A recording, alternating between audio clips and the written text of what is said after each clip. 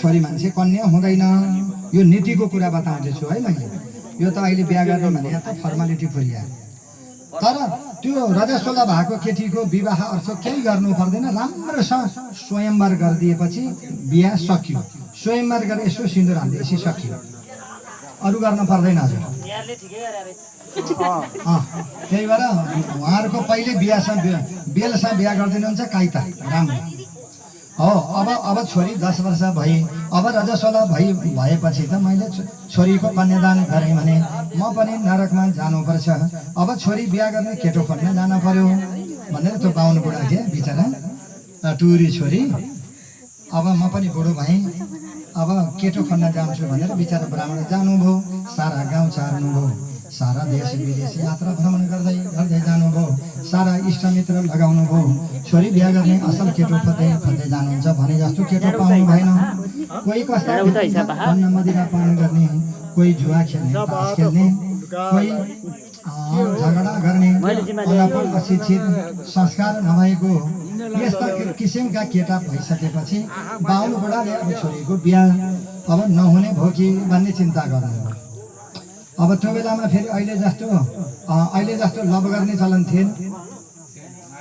मागी बिहा पुरा मागी बिहा बाबुआमाले जस्तो ठाउँमा थियो त्यस्तै ठाउँमा बस्नु पर्यो अहिले जस्तो लभ गर्ने के कुनै हनीमुन बनाउन बस्तिर हिँड्ने के भन्छन् है मलाई त सबै आउँदैन हाम्रो पाला बिर्सिहाल्यो अहिले त मोबाइलमा बिहा हुन थाल्यो है घुम्न जाने चलन आयो हुने सबै कुरो भएपछि यहाँ देखाउनलाई बिहा गरेका गर्छन् है हेर्नुहोस् महाराज अहिले त देशको विदेशको फेसन आयो अहिले भन्यो भने साँच्चीकै अहिले त छोराले केटी नपाउने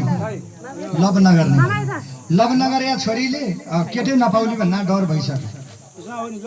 ल यसो विचार गर्नुहोस् त हो कि होइन अब 8-9 कक्षा पढ्ने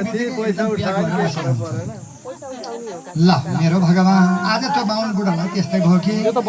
मेरो छोरीको लागि कति लो केटो पाइन अब कन्यादान नगर्दै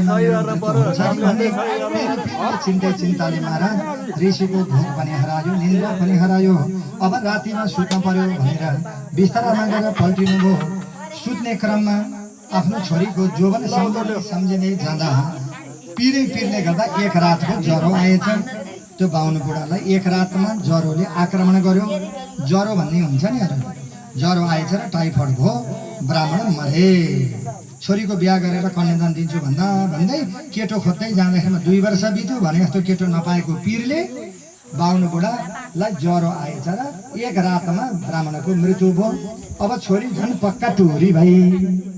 ध्यान दिनुहोस् है एकछिन नबोल्नु खलबल नगर्नु होला